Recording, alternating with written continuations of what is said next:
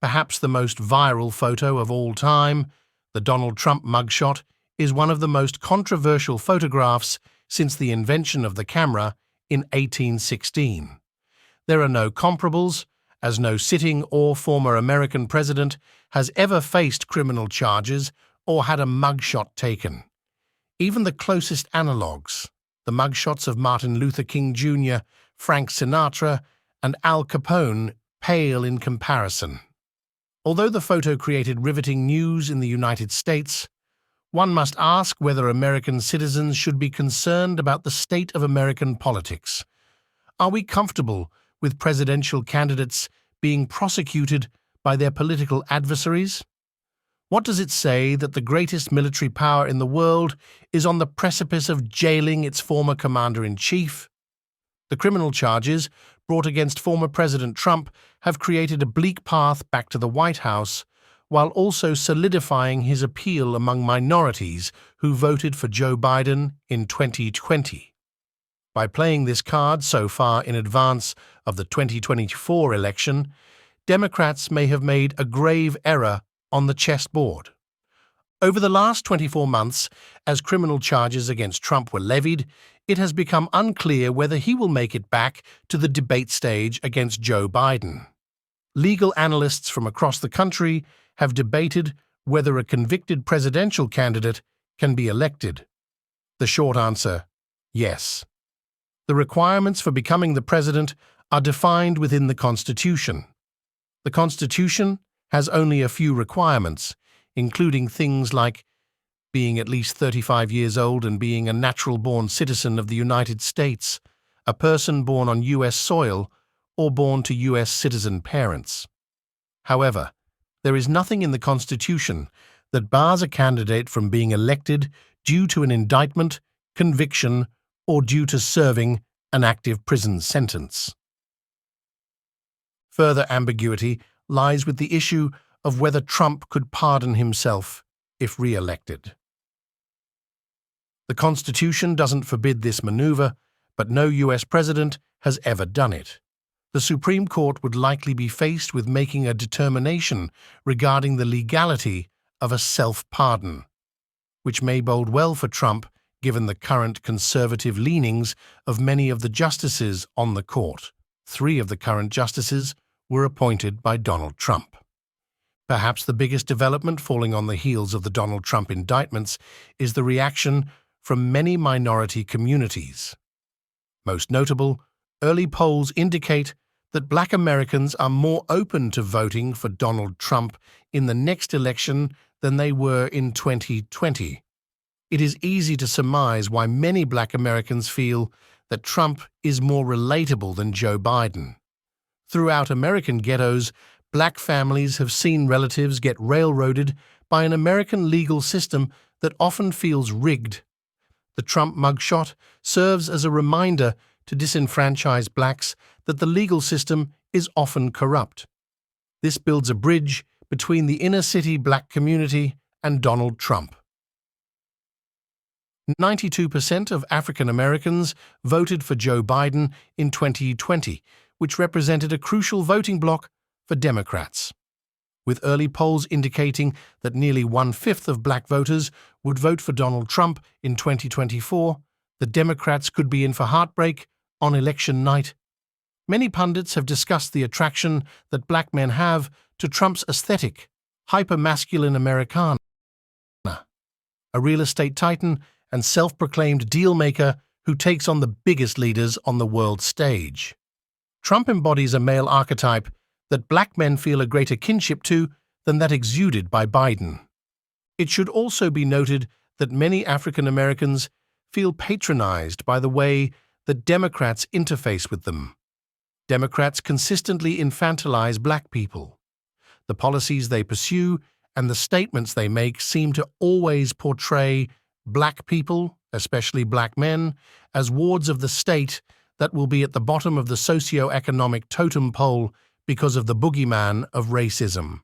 Only lightning rod conservatives like Thomas Sowell, Walter Williams, Glenn Loury, and Shelby Steele acknowledge the agency that Black people possess and illustrate a possible path forward for the race in America. Nowhere in the rhetoric of the Democratic Party is there space for self-improvement and self-command. Nowhere in the liberal circles of Hollywood are there depictions of African American success stories, particularly for African American men, despite a long history of overcoming. The truth is, black people have made strides in this country. A statistical analysis conducted by the Federal Reserve indicated a median wealth for black households of $9,200 in 1989. This figure has grown to $44,190 in 2022, which represents a total increase of 308% increase, or 11.76% per year, over the 33-year period leading up to 2022. This is a greater rate of growth than that of white Americans and Hispanic Americans, who saw their median wealth grow by a rate of approximately 3.67% per year and 1.50% per year, respectively. In other words, the median household wealth of African Americans is growing 3x faster than the median household wealth for whites and nearly 8x faster than the median household wealth for Hispanic Americans. Yet this statistic will never be uttered by a Democratic politician when it is time for an election. Democrats sell fear. Democrats could champion black strides, but they seem to universally harp on the negative. They have not and do not seem capable of selling the American dream to black people. This was highlighted in a conversation between renowned economist Glenn Loury and rhetoric professor Eric Smith on a recent episode of The Glenn Show.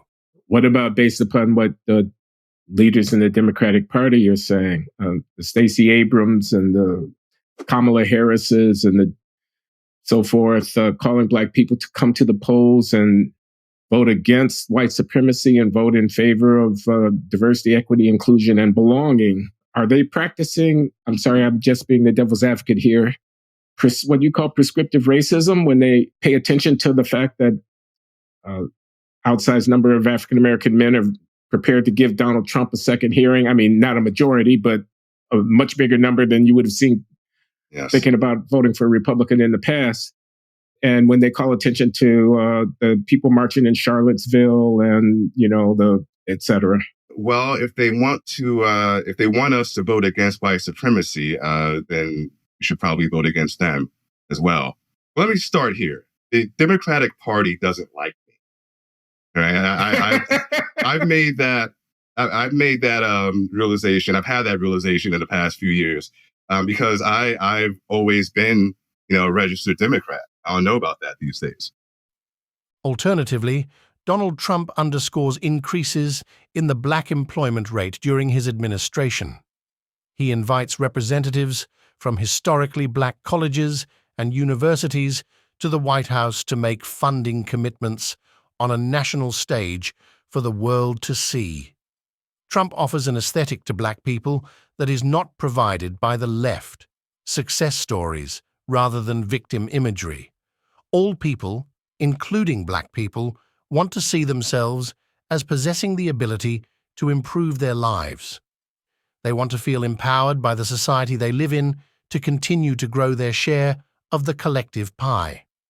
For many people, this opportunity is one provided by Donald Trump, not Joe Biden. In large part, political choices are made based on things like vibes and how a candidate makes people feel. The choice will not hedge on brainier topics like foreign policy and fiscal spending, but rather aesthetics. The aesthetics gap between Donald Trump and Joe Biden will likely play a significant role in the next election. They don't like me, right? I'm a black person who refuses to be a victim. That I can't be tolerated, right? There's something wrong with me. I'm multiracially white, as some people will say. I never heard that one either. Yeah. That's good. Multiracially white. Yes. Oh, like some of those Asians who are believers in merit. Yes. But yeah, multiracially white would be my label. And that's putting it nicely. We all know the less nice labels that they have for people like that. And the Democratic Party is no longer my party. They say things that offend me. They say things that I think are, dangerous for Black social mobility. And obviously they're doing it to get votes. Those people are the racists over there. No, not really. The racists are the ones who are saying that you can't make it because the world's against you, which is not true, in my opinion. Yeah. But if you want to get votes, a good way to do that is to scare people.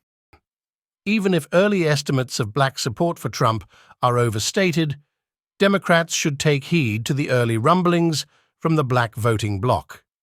The election is still 11 months away, which is a lifetime in terms of how much the tides can change.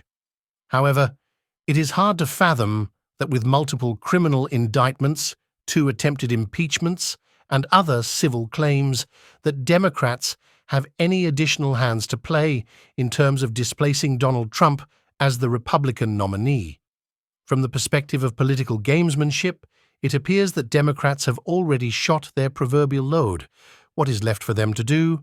Despite many attempts to sabotage Trump's 2024 candidacy, they have been unable to make a negative impact on Republican polling. Trump continues to be a heavy betting favorite to win the Republican primary. Each attempt to control the outcome of the next election has emboldened Trump's base and spawned a new legion of Trump supporters who are turned off by what appears to be lawfare and high-level political meddling by Democrats. The Democratic Party has become cringe. The Trump mugshot is a symbol of the collective madness overtaking the Democratic Party and American politics broadly. Whereas left-wing political actors have sought to make Trump's journey to the 2024 election untenable by overwhelming his campaign with legal battles and media controversy, these attempts have largely failed. The American left levies a continuous onslaught against Trump's image and aims to alienate Trump from Black voters, despite all polling suggesting growth in his esteem among this bloc. This impotent political strategy appears to be a losing approach, the peak of which was embodied by the Trump mugshot. The way forward for Democrats is better forged by highlighting the ways in which their party can serve as a conduit for social mobility and economic prosperity. No one wants to hang out with a Debbie Downer. Democrats are the Debbie Downer of American politics. I solemnly swear that I will faithfully execute the office of President of the United States the office of President of the United States